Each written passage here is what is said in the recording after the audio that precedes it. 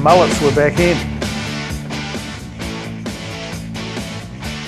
Mullets are coming back, you know.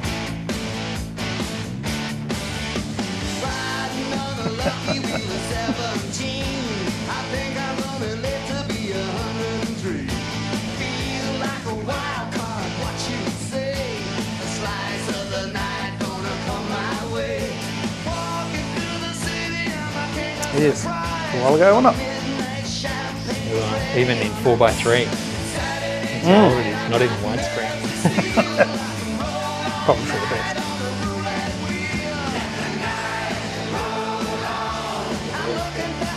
So, tell me about that time. That time, oh, crikey, it's going back a bit. It was, so I just joined the band, and that would have been 89. So I heard that Jim left. There was a thing in the local rag over in Perth, Express Magazine it was called. And at the time I was just doing a cover band, and all we did in our band was just Angels, AC/DC, Midnight Oil and Cold Chisel, and that was it. We did that for, crikey, I started when I was about 15, so I was a Mad Angels fan, Mad AC/DC fan.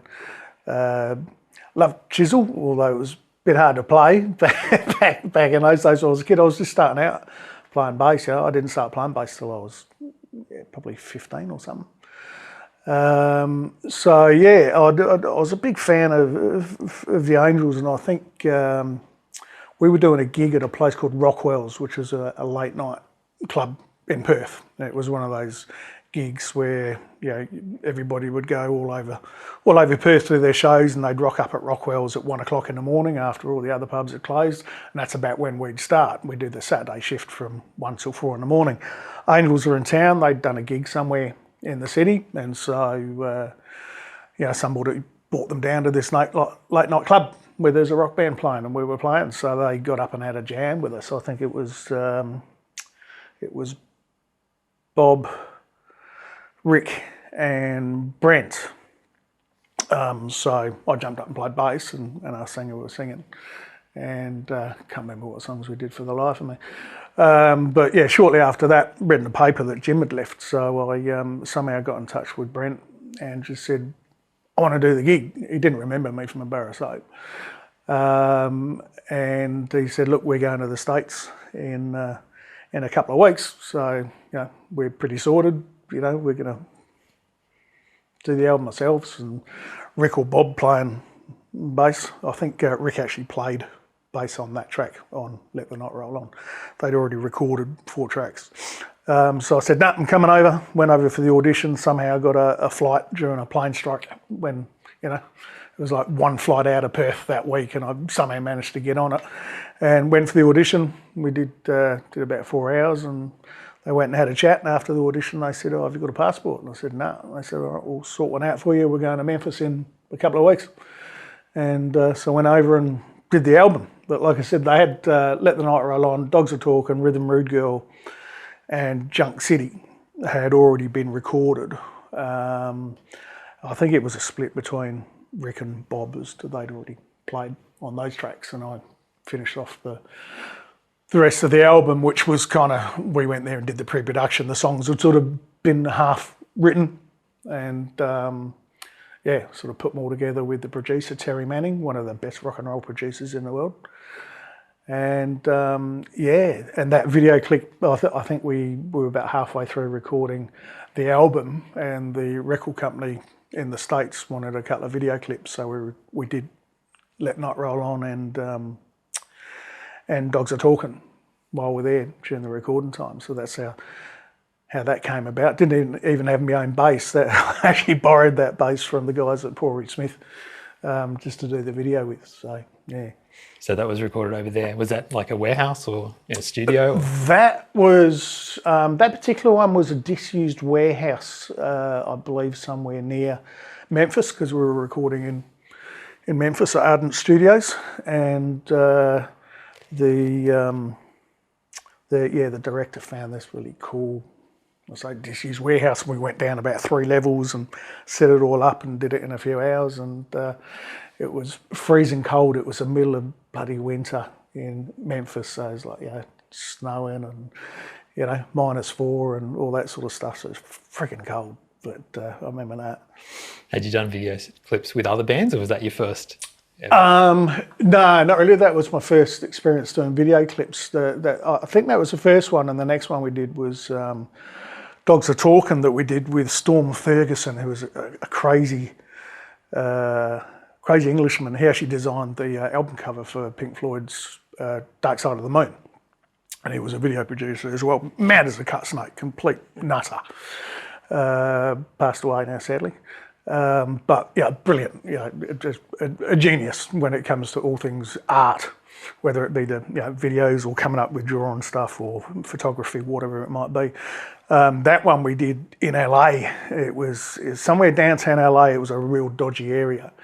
And we had security around the perimeter of where we're doing the video clip, because there's all sorts of gangs and all sorts of shit going on around there. So that was an interesting one, and he made us get in a telephone box, and I'm claustrophobic like big time. So we got in the telephone box. I lasted about 10 seconds, and I'm like, let me out, let me out, let me out, let me out, let me out.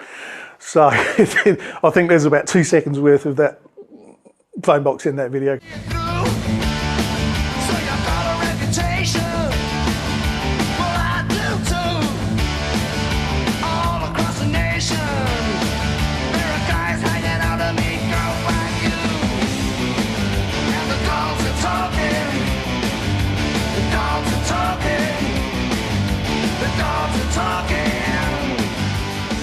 But yeah, that was my first experience of doing proper band stuff, like proper recording with a producer, pre-production. I think the one thing I wasn't used to that I did notice was when we were coming up with ideas for the songs, like I said, half the songs were kind of pre-written before I got there, but there's always bits of, let's work out a pre-chorus, a bridge or whatever that I was involved with. And so the band would come up with something and I'd go, wow, this is just brilliant, absolutely love it, it's perfect, let's get this down, And then next minute Terry would come in, the producer, and he'd go, right, that bit's crap, we need something there, change this, change that. And I'm going, you're kidding me, it's perfect the way it is. But after it was changed and he'd pieced it all together, when you get to hear it, you go, that's why he's the best in the world. It's just, he took something that I thought was magic into this something that was just out of this world, And I think that album, I mean, to me, Beyond Salvation is one of the best Aussie rock albums ever made. And that's not just because I played on it, that's because, even when I heard the tracks like Let the Night Roll On, before I even got involved, I'm listening to that going, this is the best thing the Angels have ever done. I thought it was absolutely brilliant, So, yeah, good thing to be a part of. I guess it was a help having played with the guys in Perth beforehand, but I mean, walking into that audition with Doc, Rick, Bob and Brent must have taken balls of steel. Yeah, look, I think, when you're at that age, when you're 20, 21, you're invincible, and it's kind of like, anything's possible, and I don't think it's a case of having a chip on your shoulder. I think it's just having a belief in yourself. And I think at that age, I had that fire in the belly to want to do what I wanted to do. But also, I think it kind of related to me. It made sense for me to go for that job because it's the job that I think I was born to do. Everybody's got their thing, no matter what field you're in. Everybody's got this, this thing that they just relate to, and they want to, sort of grab onto that and go for it. And to me, that was a band like the Angels, whether it would have been the Angels or AC/DC or whoever it might have been. That job had come up, I would have gone for it, 100 miles an hour, regardless. So. But when you're in early 20s, you just go, God, I want to do that, bang, and you just go for it. It's just the way you are when you're younger, Yeah, 100%, awesome. So, and you played on, as you said, Beyond Salvation, Redback Fever, and then Left Hand Drive was released later. Is that right? Mm-hmm. Yep. So, I mean, as you said, like it is Beyond Salvation in particular. Yeah. Such an iconic album. And even for me, like it was the album that captured me as an Angels fan. And I think it captured a whole era of Angels fans. So, Yeah. do you have a favourite song from that time? Off that album, I think the first one I actually recorded was the title track. That was the first one where we got the drums down, we had the guide tracks down with the guitars, and it's like, right, it's your turn. It's going to be a take. Went in the studio, actually sat in the console room with Terry, Rick, and Brent were in there, and so I was just stood up, ready to go. I mean, it's a hard rocking song. It's all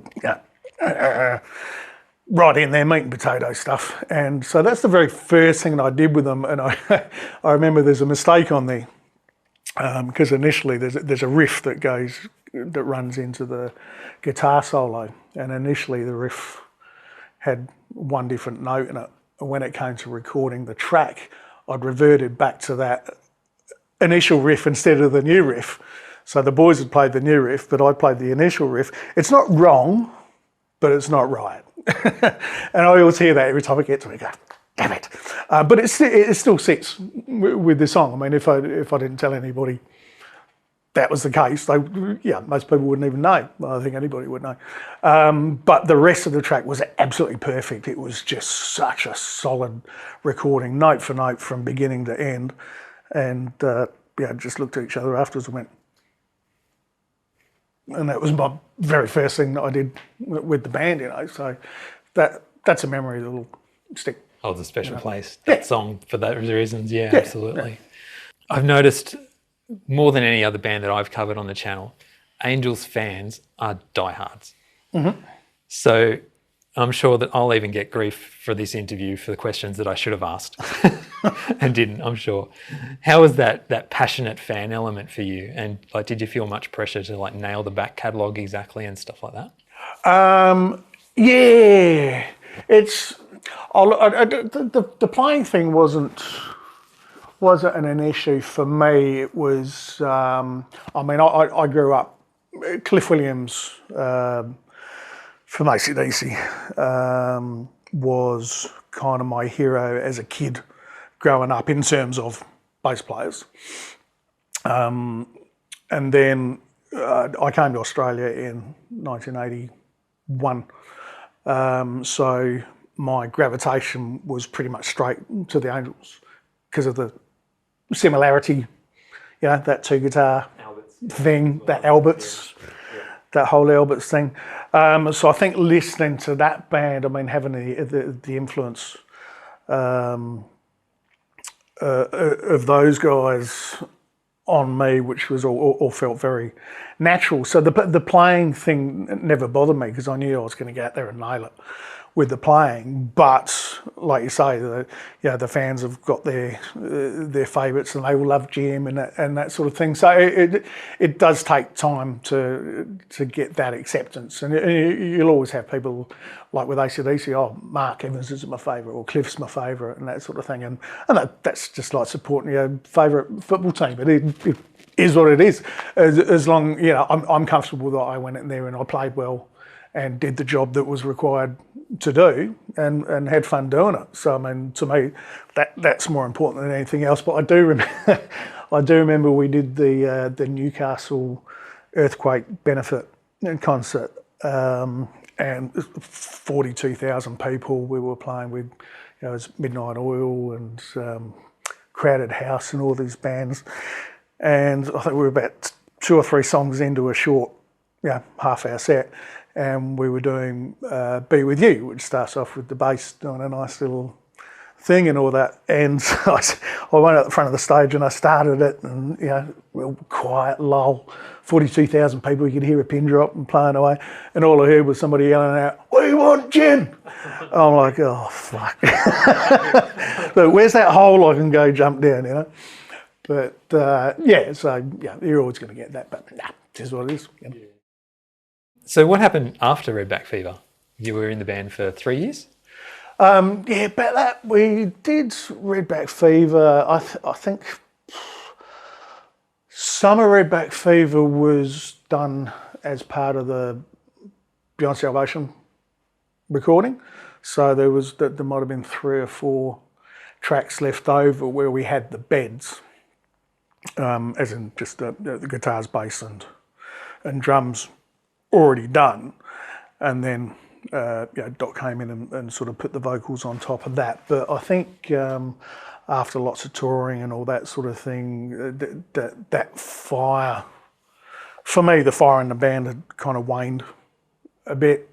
I wasn't enjoying it as much. I'm not really big on travelling. For somebody that travels non-stop all day, every day, new town, I'm actually not a big fan of it. And I think after a few years of just going around Australia, kind of got to me, and I had a little one at home that I hadn't seen and all that sort of thing. So for me it was kind of time to jump off the train and get back home, chill out, reset, do all that sort of thing. So but in terms of the band as well, I just Redback wasn't an enjoyable recording process, and I think that sort of comes across in the album as well. It's not it's not on a par with Salvation in terms of the actual songwriting and that sort of thing. I'm not a huge fan of that album, to be honest.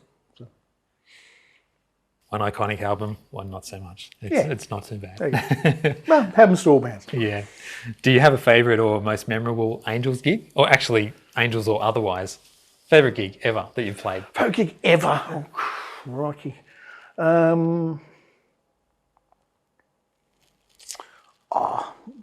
That's a tough one. I could tell you one now and then, tomorrow I'd go, should have said that one. There's too many. Angels wise, the one at Newcastle was insane. 42,000 people. Shit. It's just like a sea of people going nuts. That's something that you'll never forget. Favourite actual gigs? I couldn't tell you. I did one at the in Melbourne at the Espy, and in the back room, and they'd actually closed the Espy down for renovations. But the back room, they opened it up for a one-off special show that we did. It was an AC/DC show that we put on, but the air conditioning wasn't working. And it was the middle of summer and the walls were literally sweating. It was just like a sea of sweat pouring down the walls. It was so bloody hot. The place was heaving. The band was just on fire. And playing those songs with the people that I played with in front of a crowd that just appreciated it so much is just like, it was one of those magical gigs, magic. Absolute magic. The famous line from "Am I ever going to see your face again?" The retort. Mm-hmm. Is that true that it came from one Mount Isa gig? I mean, it was probably before you were in the band. Couldn't tell you. I've heard a myriad of stories like most people have, and I think it's one of those stories that gets told so many times, even by the band members, that they probably don't even remember themselves, to be honest. So, don't know. Was it fun to have that shouted at you every night? At first I thought they were talking to me. I'm like, well, what the fuck do I do? Nah. Okay, so you're in Sydney right now and you're doing the Fleetwood Mac show, Seventh Wonder. How's that going? Look, it's great. Fleetwood Mac, I got put onto that by, my sister was a mad fan back in the 70s, so I grew up with that stuff in the background all the time. And so, deep appreciation for that band. And again, the bass playing on that, he's such a great bass player.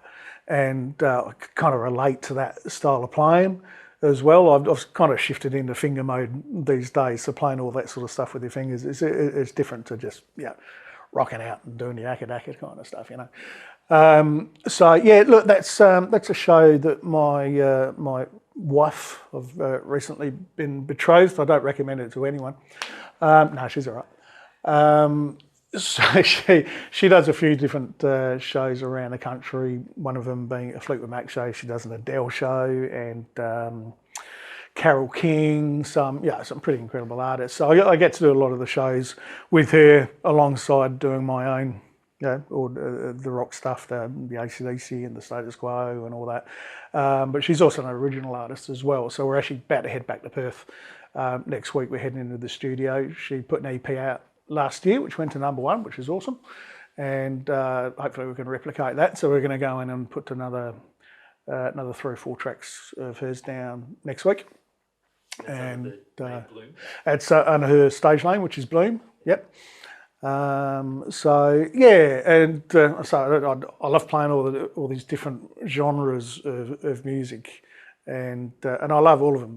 They're all different, but they're all great to play. And I get to hang with my wife all the time. It's great. I love it. Yeah. That's convincing. Nah, she's all right. All right. And Bond But Not Forgotten has been a huge success. I mean, it's going year after year, which, as we know, celebrates Bon Scott's birthday every year. Mm-hmm. And for that, you're playing guitar? I play rhythm guitar for that. But probably my biggest musical hero ever is Malcolm.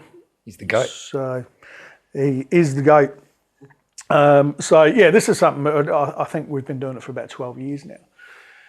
And it's just once a year, and we do a 3-week run right around the country. And I think over the years we've had guys from, we've had probably 3 former members of AC/DC come into the show, various singers from Dave Gleason, Moschini, Andy Anderson, a multitude of guitarists and bass players, and try to mix it up and include people that are iconic Aussie musicians that love AC/DC, and I think it's pretty much almost everybody. And it's just something that we do. It's just a tip of the hat to Bon every year on his birthday, just to say thanks. Love doing it. It's we do different songs every year. We try to mix it up. Sometimes we'll do a whole album. I think last year we did Power Age and Back in Black, did both albums. Back in Black we did because obviously there's a bit of Bond in Back in Black, no matter how you look at it. We've done the whole Highway to Hell album and Dirty Deeds and all that, and then sometimes we'll just do like a classic rock thing where we just do the best of the best, or what we think is the best of the best. So mix it up every year, do something different. But at the end of the day, it's just like I say thanks to Bon for what he gave us. Did Bon write some of the lyrics for Back in Black? No fence sitting, yes or no? I believe so. Yeah. Yeah. Say yes. I agree. Absolutely. So you said you've had, as far as bass goes, you've had like Mark Evans, Eddie Parisi, Paul Wazine. Paul Wazine was on there. Who's playing bass in there now? This year we've got a couple of different guys. Kevin Hunt, who's a Melbourne guy, he plays with. He's got a band called Truck, which is Dave Leslie from the Baby Animals and a couple other guys. Great band, like really, really cool band. If you get to have a listen to Truck, they're kind of like that sort of Black Crowes kind of vibe, got the Hammond thing going on, and it's show starts with a bit of a jam, and they all come together, and it's just that cruisy 70s kind of thing. Great band, have a listen. Dario, of course, from Baby Animals, and every other band in the world. Dario's doing a bunch of shows, and Bobby Poulton, who was with Wolfmother for a while, and Frankie's world famous house band, of course, is doing a couple of gigs with us as well. So, and we got Skeeny from the tour singing with us, and a lady called Cynthia Galley, who to me is probably the best rock chick Vocalist in the country. Yeah. Singer, wow, just...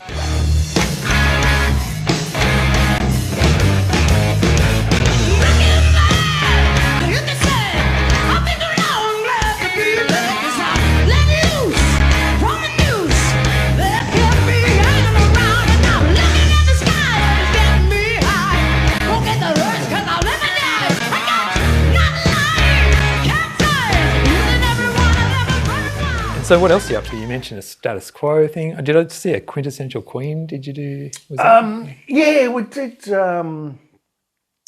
Last year when we did the Bomb But Not Forgotten tour, we ended up doing got a Van Halen show that I do, and a Queen show with my missus singing.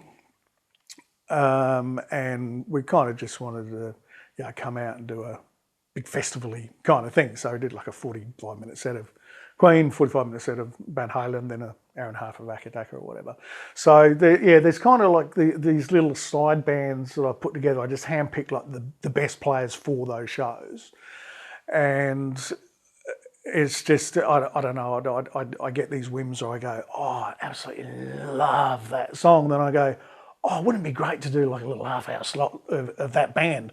So I'd just bring up the players that I know that can nail that stuff and go, hey, do you want to do this? And they're like, yeah. It's like, cool. So we get together, do a couple of rehearsals, make sure it's absolutely nailed. And if it is, we'll chuck it onto the bill and we'll take it on the road and add it to like the Bond tour or something like that. And that's just, I think that's just me and my shiny objects kind of thing that I've got going on. I'll come up with an idea and go, oh, that'll be great. And I just run with it, and hopefully people like it. Most of the time they do, thank God. But status quo, we've got, we're doing a run of theatres in May and June this year. Status quo again, I mean, I grew up on them back in England. They were one of the biggest bands in the world as far as England was concerned. So growing up on that stuff, absolutely loved it. Alan Lancaster, of course, the brilliant bass player who ended up living here in Sydney for quite a few years. Lovely bloke. Put a little band together, including Pete Robinson, who's the guitarist for everyone. He's been with Russell Morris for a million years. Got his own band called Electric Mary, one of the best two-guitar rock bands in Australia. Those guys are just insane. But he's played with everyone, Marsha Hines, and the list goes on and on and on. So he's got all his tellies and all that, and he looks just like Francis Rossi as well. So, bit of a bonus. Although we don't do the dress up thing and all that. I think the blue jeans is about the closest I'll be getting to dressing up. And again, it's just a project that came about of 5 people that just love Quo, and it's like, hey, do you want to do a couple of gigs? And they're all like, yeah. When have we all got time off at the same time? Work it out, whack them on, and we'll start rehearsing tomorrow. So be good. Look forward to that. Awesome. Yeah, me too. Beyond salvation.